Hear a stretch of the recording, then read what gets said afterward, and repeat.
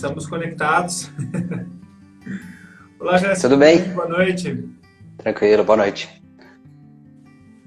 Bom, primeiro eu queria agradecer você mais uma vez de estar disponibilizando o seu tempo, de vir aqui falar, né, conversar com a gente aqui no Engenhos da Alma, dividir a sua experiência, dividir o que você tem andado aí observando, e eu sempre gosto de falar sobre isso, que a gente que trabalha com modulação frequencial, é inevitável que nós não percebamos coisas sutis, né? Eu, pelo menos, eu sempre estou percebendo coisas sutis, não só dos consulentes, clientes, enfim, mas de nós mesmos. Eu acho fundamental. E aí, quando você deu a ideia da gente falar as diferenças de homeopatia, óleos essenciais, modulação frequencial, eu achei bem interessante, bem legal, porque isso pode trazer um nível de percepção para a pessoa que vai utilizar, né, essas técnicas melhor, de conduzir, né, um protocolo melhor, de fazer uma escolha melhor. Então, eu agradeço muito a sua boa vontade e o seu tempo de estar aqui no Engenhos da Alma. Imagina, obrigado a você, Thiago. É sempre um prazer falar sobre esses assuntos, né? Principalmente quando junta a ciência com a espiritualidade. Então, são caminhos que até então eram opostos, mas eles estão convergindo para um mesmo ponto, né? Cada vez mais. Cada vez está mais próximo. Então, só para a gente deixar a par da situação que vai acontecer aqui na live hoje, a gente vai falar das diferenças entre esses 4 tópicos. Eu vou deixar a modulação frequencial para o final, porque é uma coisa mais recente.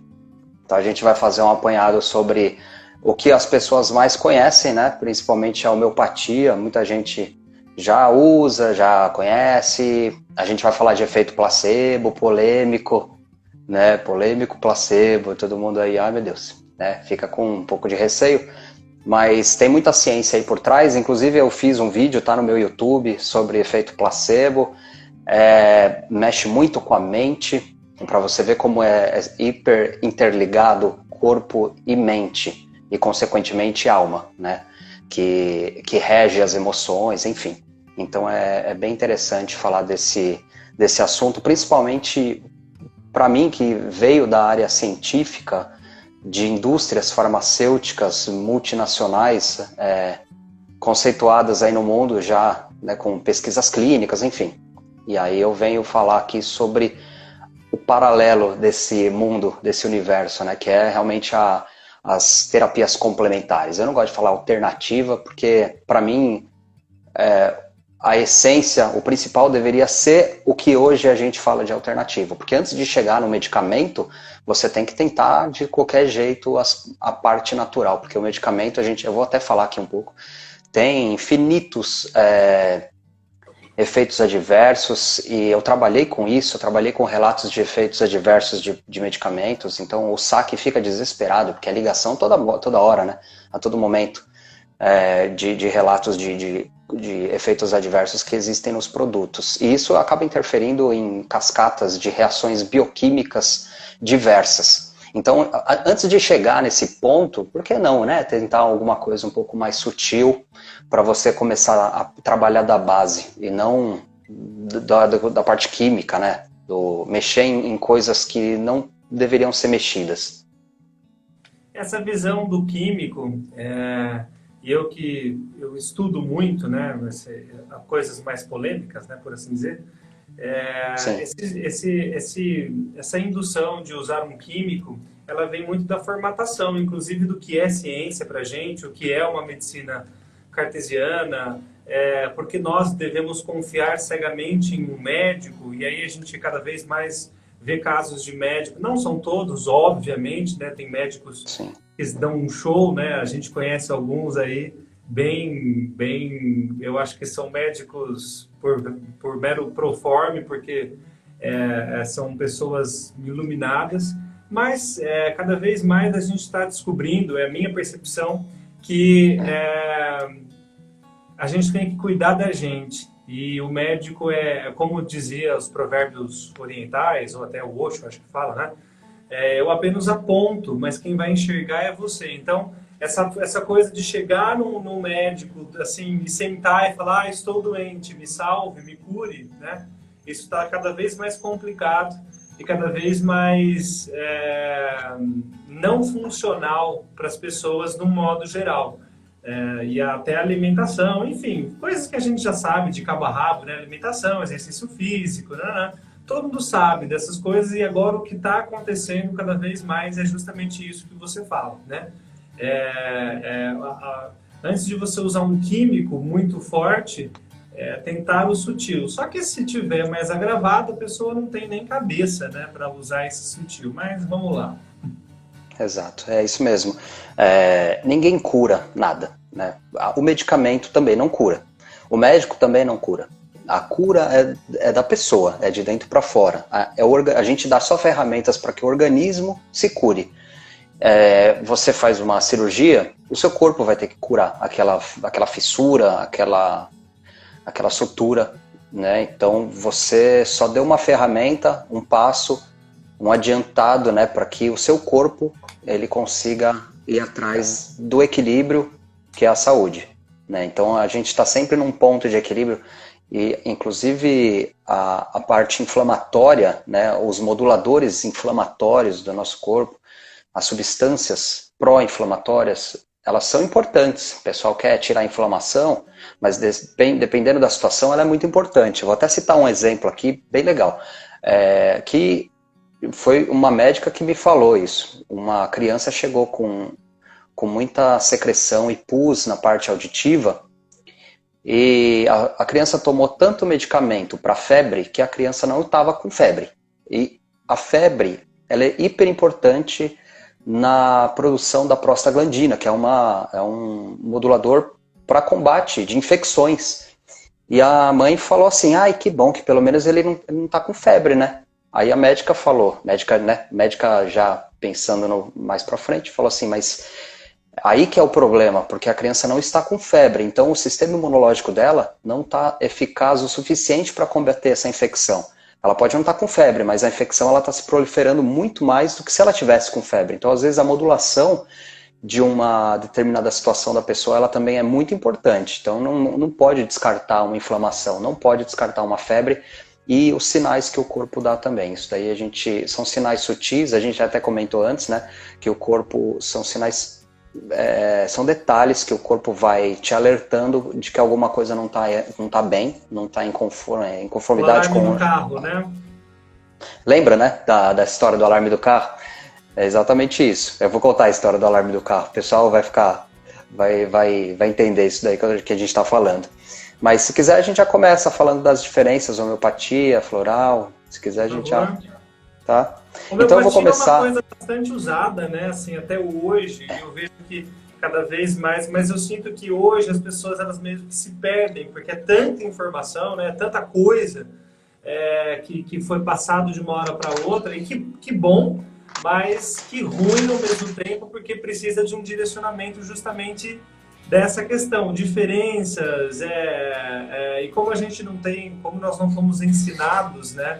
Até 5 anos atrás, né? A gente vê assim, 5 anos atrás, a gente não falava tanto de fisiologia ou desses ramos que a gente está falando. E parece que depois que aconteceu tudo isso, né? Essa pandemia, brincadeira, né? Nessa pandemia, parece que a gente está sendo obrigado a conversar, a olhar, a entender, e que bom, né?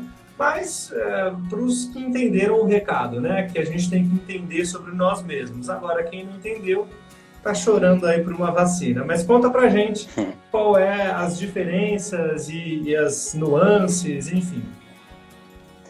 Bom, vamos começar então com a homeopatia, né? Aqui o pessoal já está bem consolidado aí, é uma prática reconhecida pelo Conselho Federal de Medicina. Então, só que precisa de um médico formado em homeopatia para fazer a indicação desses produtos. Então, o que é a homeopatia? Nada mais é do que uma solução matriz que a gente tem na farmácia de manipulação, e você vai seguir uns protocolos que se chama farmacopeia, que é como se fosse um passo a passo, de como manipular aquilo e disponibilizar para o seu paciente. E como faz essas diluições. Então você vai pegar essa solução matriz, vai fazer a diluição, aí normalmente no frasco está escrito 1C, 2C, 6C, 10C, né? Que Jess, C... peraí, explica pra gente o que é a Tá, tá. solução matriz.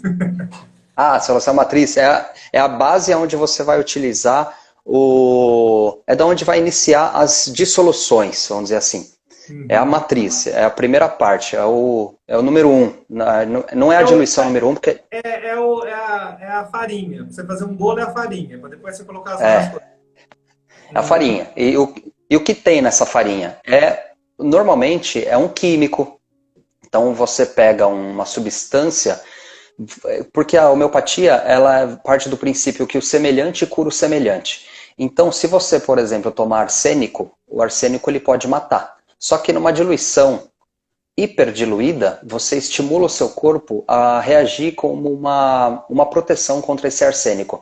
Ele mesmo vai gerar uma autoproteção contra esse arsênico. Então é como se fosse uma vacina. A vacina é isso, né? A vacina é vírus atenuado, pedaços ou frações de vírus ou de proteína, e você expõe isso daí, e o corpo ele entende, como não tem tanta carga viral rodando no corpo da pessoa, ela pega aquela informação e produz anticorpos.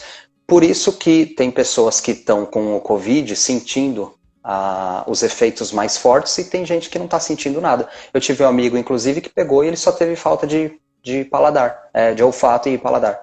Então ele só teve isso. Aí ele foi fazer o teste, olha, IgG, porque para quem não sabe tem o IgE, né, o IgM e o IgG. E aí as diferenças são que um é quando você ainda está com a carga viral ativa no corpo e o outro é quando você já se imunizou. Né? Então essa é a diferença do teste do Covid. E ele, naquela situação, ele viu que ele estava já imunizado, né? E ele me ligou na época, ele até mandou uma mensagem, falou, cara, eu acho que eu tô com Covid porque eu tô com falta de paladar, tal, né? Com falta de olfato. Eu falei, mas você não teve febre, não teve tosse, não teve nada? Ele falou que não. Aí eu até desconfiei, falei, então não deve ser Covid. Para você ver como acho que ele teve uma exposição de uma carga viral tão baixa que o corpo já deu jeito rapidinho.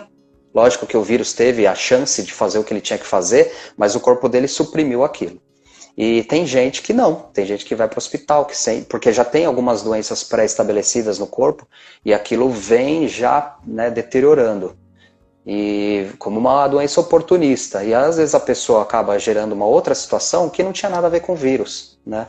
Que não tinha nada a ver. Então ela gerou um ataque cardíaco por conta... Oportunista, gostei. Gostei. É a doença oportunista, porque você parte do princípio que aquela doença, ela não que evolui... igual o HIV, né? O HIV é uma doença que não mata, o que mata é a consequência que a supressão do sistema imunológico traz para a pessoa. Ninguém morre de AIDS. Não tem isso. A pessoa acaba morrendo de pneumonia, porque o sistema imunológico fica tão fraco que ele não consegue combater. Então é a doença oportunista. E a homeopatia, ela faz isso. Você pega uma doença e dilui ela em frações ínfimas de produto lá dentro, né, do frasco. E a diluição é da seguinte forma. Você pega um frasco para diluir em 100. Então é sempre assim, é de 1 para 100. Quando você fez de 1 para 100, você pega um desses 100, vai virar 1C. Agora eu peguei esse 1C e vai diluir em mais 100. Vai virar o 2C. Então você dilui, fica exponencial o negócio, né? E aí as pessoas acham que aquilo, falam assim, mas não tem efeito nenhum, porque está hiperdiluído. Mas eles não entendem que essa a intenção da homeopatia. Você não quer que tenha ativo lá.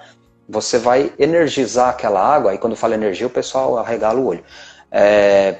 Que a água ela tem uma conformação que ela vai fazer a forma que tinha uma substância ali dentro. Então quando você chacoalhou, porque na farmacopeia ele indica assim, você tem que pegar a solução matriz, diluir ela, pegar a parte diluída e bater 100 vezes num anteparo, ou por meio da mão, ou com equipamento. Se vocês entrarem em farmácia de manipulação, só perguntar aí pra galera, quem que já entrou em farmácia de manipulação de homeopatia, ouviu uns barulhos de batida.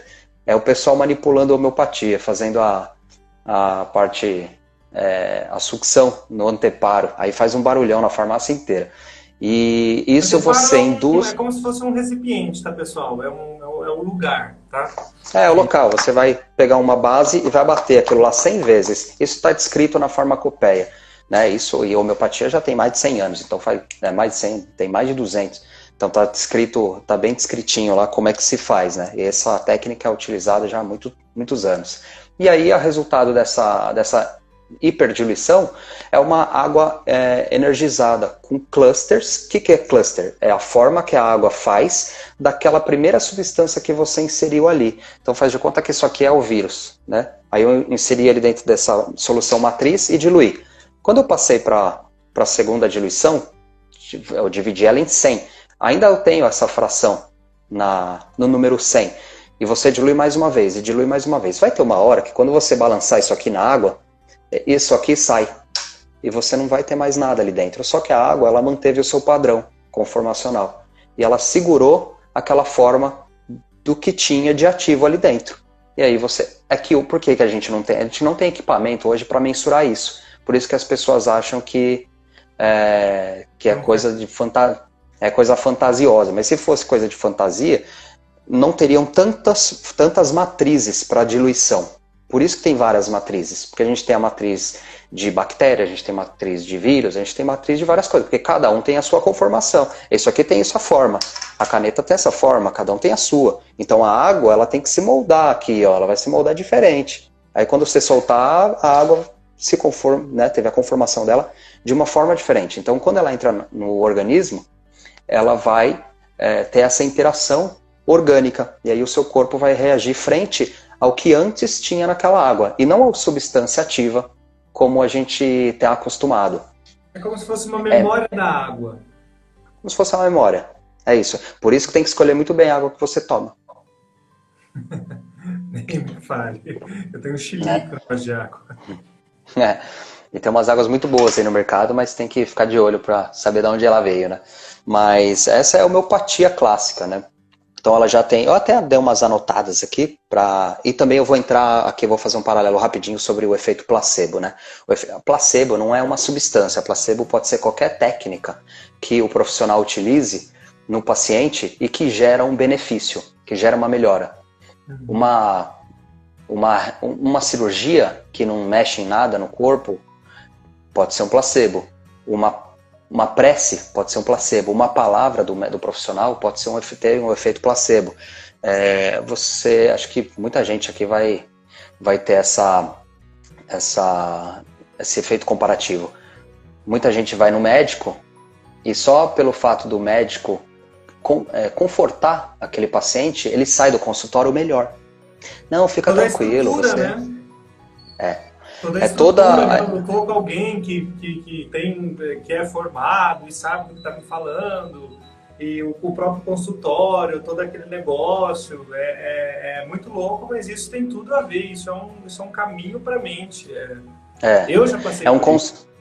É um consentimento de duas partes. O médico e o paciente têm uma interação tão boa que aquilo gera uma situação... Então, o que acontece? A situação gerou um relaxamento. O que é o relaxamento? É a liberação de endorfinas no corpo, que é o hormônio do relaxamento, é o hormônio que diminui a dor. Então você mesmo, é o seu corpo que está produzindo. Ninguém está te dando nada, ninguém está te enfiando injeção de endorfina, veneno aí, né, um monte de coisa. Não, é o seu corpo que consegue produzir isso. Só que você precisa estar com a cabeça ali. Inclusive, o efeito placebo é interessante. Mesmo a pessoa sabendo que o efeito placebo, que o médico, né, que o profissional da saúde, ele está fazendo uma técnica placebo, mesmo ele sabendo, o paciente ainda assim tem o seu benefício. Mesmo ele chegando lá para o médico e falando assim, doutor, o que você vai falar para mim eu já sei, é placebo. Mas eu tô aqui porque eu realmente quero, eu acredito em você, eu acredito na sua conduta profissional. E aí, instintivamente, o corpo já começa a liberar uns hormônios de modulação inflamatória. Então é muito a mente controlando o corpo. Isso que é mais interessante. Às vezes, mesmo a pessoa tomando um produto por muito tempo, e depois o profissional da saúde ou alguém chega e fala assim, viu, não tinha nada ali dentro. Não tinha nada dentro do frasco, não tinha nada dentro da cápsula. mesmo uma pessoa sabendo disso, ela ainda quer tomar porque ela sente o benefício daquilo. Eu falei, não, eu sei que não tem nada aí, mas, pô, quando eu tomo eu me sinto tão bem.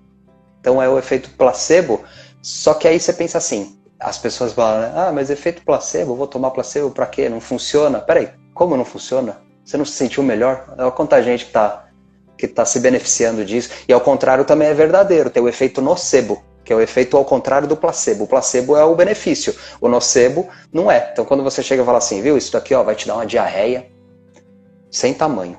Toma aí pra você ver como vai dar diarreia. Aí a pessoa toma e já começa a dar uns negócios aqui, ó. Ah, mas nós estamos vivendo esse momento do desse... É isso mesmo. Então, para você ver como a situação mental, né, a psique trabalha no organismo. Por isso que mente e corpo tem que ser trabalhada em conjunto. Os médicos mais cartesianos só trabalham corpo. A galera fica doida, né? Só quer trabalhar corpo. Mas se você não tiver uma mente bem equilibrada, uma cabeça bem estruturada, para ter uma consciência corpórea correta, para você entender o que está acontecendo no seu corpo. Às vezes eu sinto umas dores no meu braço, eu gosto de treinar, mas agora com a pandemia e tal, mudou um pouco minha rotina, então eu tenho que fazer uns treinos diferentes em casa, enfim. E aí eu começo a sentir uma dor diferentinha aqui, ó. Eu sei que essa dor não é muscular. Eu sei que essa dor é um pouco mais profunda. Aí quando eu vou no fisioterapeuta, né, eu falo, trocar uma ideia com um fisioterapeuta, eu já sei o que falar. Falou, viu, eu sei que a dor tá aqui, ó, e eu sei que é articular, não é muscular. Eu sei que não é, porque eu conheço o meu corpo. Então essa consciência corpórea é interessante que todo mundo tenha, né?